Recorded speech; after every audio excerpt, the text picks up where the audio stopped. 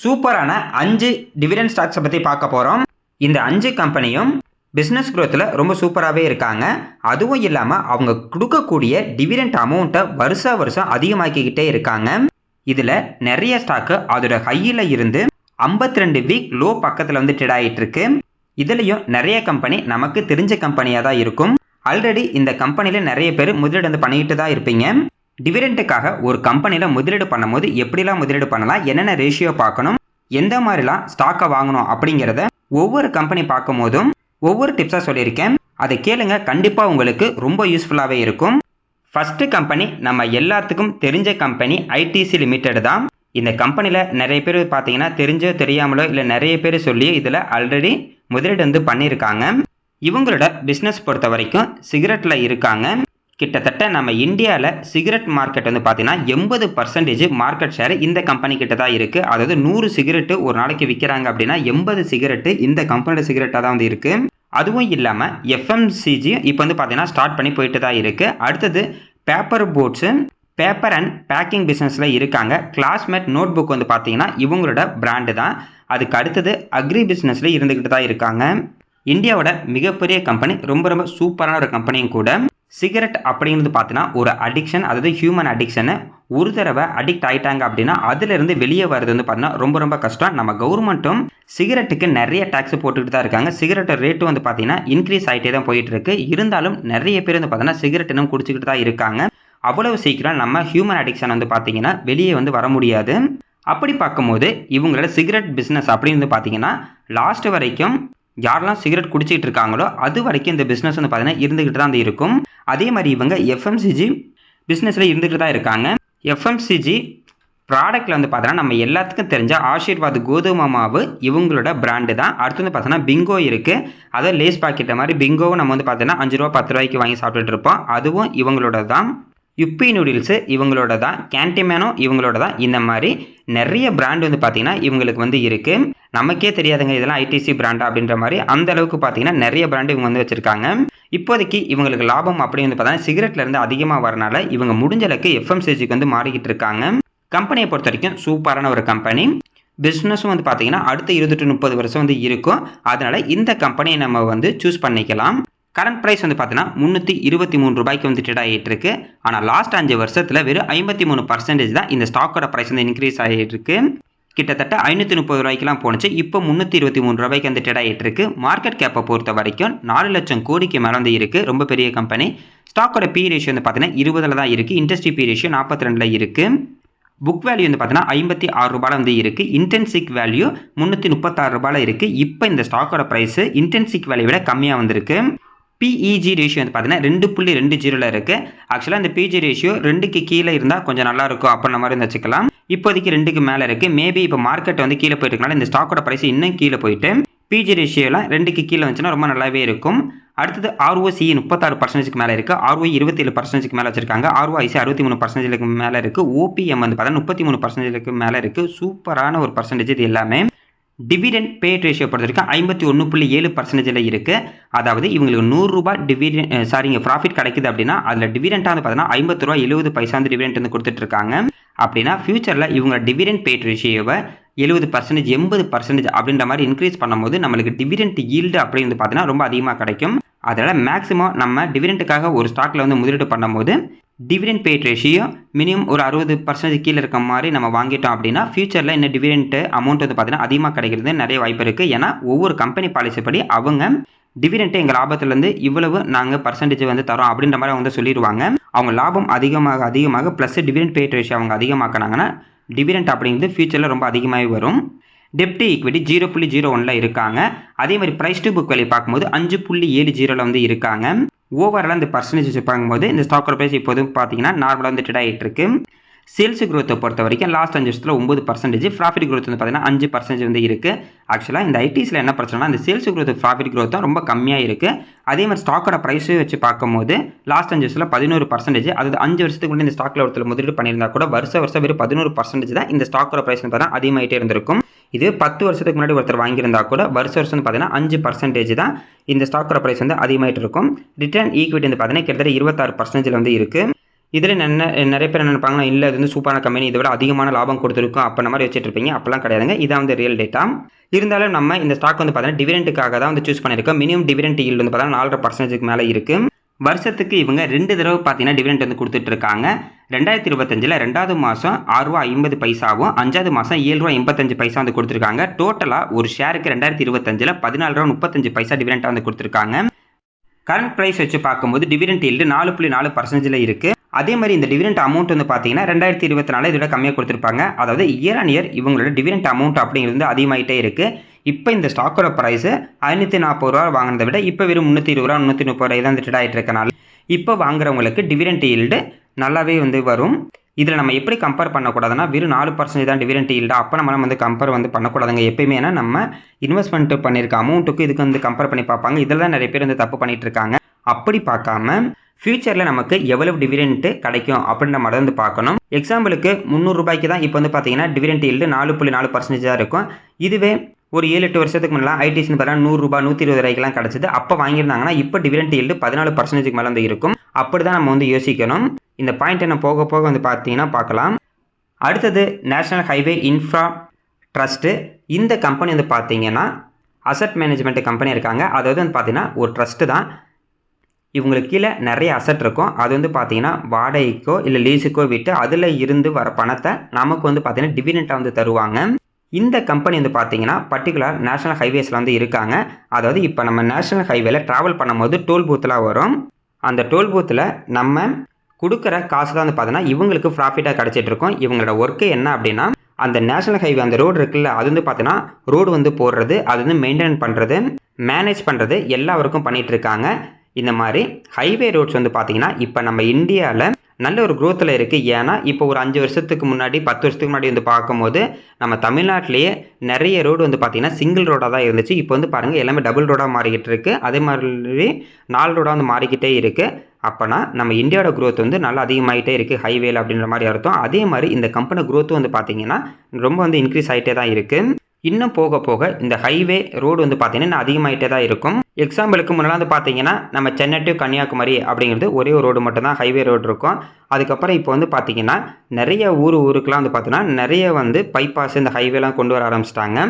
அதனால் இந்த பிஸ்னஸ் வந்து பார்த்தீங்கன்னா நல்ல ஒரு டெவலப்மெண்ட்டில் தான் வந்து இருக்கும்.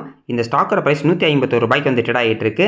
இதுவே வந்து பார்த்தீங்கன்னா ஒரு 2-3 வருஷத்துக்கு முன்னாடிலாம் வெறும் ₹100 வந்து ட்ரேட் ஆகிட்டு இருந்துச்சு. இப்போ ₹151 வந்திருக்கு. ஏன் அப்படின்னா இவங்களோட ப்ராஃபிட் அப்படிங்கிறது பார்த்தீங்கன்னா வருஷம் வந்து நல்லா இன்க்ரீஸ் ஆகிட்டே இருக்குது. பர்சனலாக இந்த கம்பெனி எனக்கு வந்து பார்த்தீங்கன்னா பிடிச்சிருக்கு. மார்க்கெட் கேப்பு 29,000 கோடிக்கு மேலே வந்து இருக்குது. ஸ்டாக்கோட பி ரேஷியோ பார்த்தீங்கன்னா 69ல் இருக்குது. ஆனால் ஆக்சுவலாக இதெல்லாம் பார்த்தீங்கன்னா நம்ம வந்து அந்த அளவுக்கு வந்து நோட் பண்ண வேண்டாம் இந்த கம்பெனியை பொறுத்த வரைக்கும். ஏன் அப்படின்னா நம்ம கவர்மெண்ட் ரூல்ஸ் படி இந்த மாதிரி அசட் மேனேஜ்மெண்ட் கம்பெனிலாம் வந்து பார்த்தீங்கன்னா, அதாவது இன்ஃப்ராஸ்ட்ரக்சர் ட்ரஸ்ட்டாக இருக்கிற கம்பெனிலாம் வந்து பார்த்தீங்கன்னா அவங்களுக்கு வரக்கூடிய லாபத்தில் மினிமம் 90% வந்து பார்த்தீங்கன்னா நமக்கு டிவிடெண்டாகவே ஷேர் ஹோல்டர்ஸ்க்கு வந்து திருப்பி தரணும். அதான் வந்து பார்த்தீங்கன்னா ரூல்ஸு. இந்த கம்பெனிகிட்ட இப்போதைக்கு வந்து பார்த்தீங்கன்னா கம்மியான ஹைவே ரோடு இவங்களுக்கு கீழே இருக்குது அப்படின்னா இன்னும் புது ப்ராஜெக்ட் கிடைக்க இவங்களோட ஹைவே ரோடு கவுண்ட் வந்து பார்த்தீங்கன்னா அதிகமாகிட்டே இருக்கும். அப்படி அதிகமாகும் போது இவங்களோட லாபம் அப்படிங்கிறது அதிகமாகிட்டே தான் வந்துகிட்டு இருக்கும். இப்போதைக்கு வந்து பார்த்தீங்கன்னா இவங்களோட லாபம் நல்லா அதிகமாகிட்டே தான் இருக்குது. பிஇஜி ரேஷியோ 1.02ல் வந்து இருக்குது. ப்ரைஸ் டு புக் பார்த்தீங்கன்னா 1.36ல் இருக்குது. டெப்ட் ஈக்விட்டி 1, இது வந்து நார்மல் தாங்க. அதே மாதிரி நம்ம ஓபிஎம் பர்சன்டேஜ் வந்து பார்த்தீங்கன்னா 82% வந்து இருக்குது. சூப்பரான ஒரு பர்சன்டேஜ். இந்த கம்பெனிக்கு லாபம் வந்து பார்த்தீங்கன்னா நல்லாவே வந்துக்கிட்டு இருக்குது. அடுத்து நம்ம சிஏஜிஆர் வந்து பார்க்கலாம். 3 வருஷத்து சேல்ஸ் குரோத்து 154% இருக்குது.